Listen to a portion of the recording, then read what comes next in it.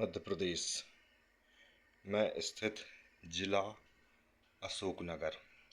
अशोकनगर जो है ग्वालियर संभाग का हिस्सा है और अशोकनगर की स्थापना सम्राट अशोक ने की थी। वर्तमान में अशोकनगर के अध्यक्ष नीरज गनोरिया नगरपालिका अध्यक्ष हैं। अशोकनगर 57.3 वर्ग किलोमीटर में फैला है।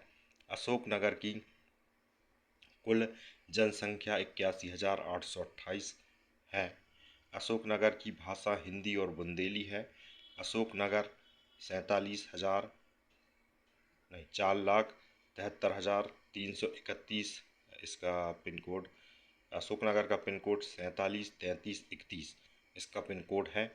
अशोकनगर का वाहन पंजीकरण कोड MP 67 है और अशोकनगर त्रिकाल चौबीसे नामक जैन मंदिर के लिए प्रसिद्ध है। अशोकनगर में चंदेरी शहर प्रसिद्ध है। अशोकनगर जिला गुना से पृथक होकर जिला बना। अशोकनगर का अनाज मंडी और शरबती गेहूं के लिए प्रसिद्ध है। अशोकनगर को पछार नाम से जाना जाता था। इम्पोर्टेंट क्वेश्चन है, अशोकनगर को पछार नाम से जाना जाता था। अशोकनगर का चंदेरी सिल्क साड़ियों के लिए प्रसिद्ध है। अशोकनगर उत्तरी मध्य प्रदेश में, ये देखिए उत्तर की तरफ है। अशोकनगर उत्तरी मध्य प्रदेश में सिंध व बेतवा नदी के बीच में स्थित है।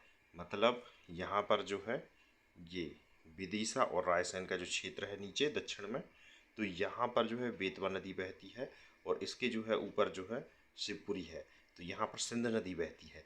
तो दोनों के बीच में जो है यहाँ बेतवा, यहाँ सिंध, तो अशोकनगर जो है सिंध और बेतवा नदी के बीच में स्थित है। अशोकनगर मालवा पठार के उत्तरी भाग में स्थित है। अशोकनगर जिले का मुख्य भाग बुंदेलखंड पठार में स्थित है। अशोकनगर की पूर्वी सीमा में बेतवा नदी बहती है। तो अशोकनगर की पूर्वी सीमा में जो है वो बेतवा नदी बहती है। ये अशोकनगर है, ये इसकी पूर्वी सीमा ये है। पूर्वी सीमा में कौन सी नदी बहती है? बेतवा नदी बहती है। बेतवा नदी कहाँ से निकली? बेतवा नदी रायसेन जिले से निकली है ना, कुमड़ी वर्रा से ये रायसेन जिले से निकली है और रायसेन जिले से निकलते हुए विदिशा से होते हुए ये अशोकनगर के पूर्व दिशा से यहाँ से बहती हुई आगे निकल गई है। तो अशोकनगर के पूर्वी हिस्से में जो है वो बेतवा नदी बहती है और अशोकनगर की पश्चिम सीमा में सिंध नदी बहती है। अशोकनगर की पश्चिम सीमा ये है। तो पश्चिम सीमा में कौन सी नदी बहती है? यहाँ सिंध नदी बहती है। यहाँ पर जो है ये सिंध नदी बहती है। अशोकनगर की पश्चिम सीमा में सिंध नदी और पूर्व में बेतवा नदी बहती है। अशोकनगर का इतिहास ग्वालियर रियासत के ईसागढ़ से जुड़ा हुआ है। अशोकनगर वैसे भी ग्वालियर संभाग का हिस्सा है और इसका इतिहास जो है ग्वालियर के ईसागढ़ से जुड़ा हुआ है। अशोकनगर इतिहास में ग्वालियर रियासत के ईसागढ़ जिला से जुड़ा हुआ है। इसमें बाद में उज्जैन जीतकर सम्राट अशोक पछार आकर रुके और नाम अशोकनगर रख दिया गया। सम्राट अशोक के समय में क्या हुआ, जब सम्राट अशोक ने उज्जैन जीता था तो पछार में रुके थे, तो फिर पछार का नाम जो है वो अशोकनगर रख दिया गया था। लवकुश का जन्म स्थान करीला माता मंदिर, त्रिवेणी विंध्यवासिनी माता मंदिर, आदिनाथ परमहंस संप्रदाय का विश्व मुख्यालय है। चंदेरी किला, खूनी दरवाज़ा, बड़ेला चीफ्स हैवा, नौखंडा महल यहाँ पर हैं।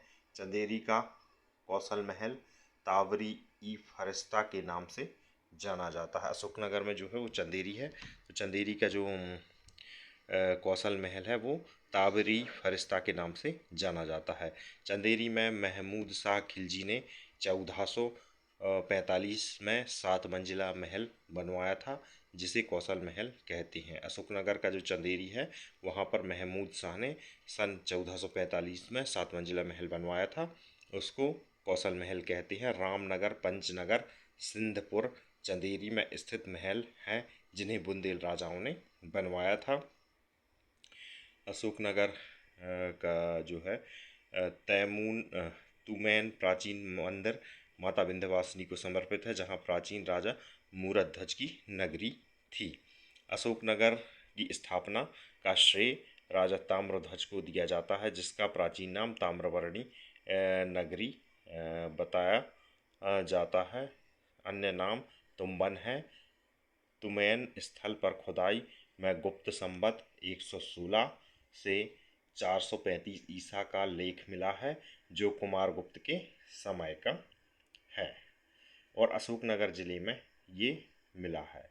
अब अगर क्वेश्चन बनता है कि गुप्त काल का 435 ईसा का गुप्त संवत 116 का जो है तुमैन क्या बोलते हैं इसको कुमारगुप्त के समय का शिलालेख कहाँ पर मिला है, तो उसका आंसर आएगा अशोकनगर में मिला है। अशोकनगर में मिश्रित शुष्क पर्णपाती वन है। इन्हें उष्णकटिबंधीय शुष्क पर्णपाती वन क्षेत्र में आता है अशोकनगर, है ना। अशोकनगर जिला जो है सिंध बेतवा नदी के बीच में मालवा बुंदेलखंड पठारों के मिलन स्थल पर स्थित है। अशोकनगर क्षेत्र में नील गाय दिख जाती हैं। अशोकनगर का मुख्य रूप से गेहूं, चना, मटर की खेती होती है। अशोकनगर जिले में 907 गांव आते हैं। श्री साकेत मालवीय अशोकनगर के कलेक्टर हैं।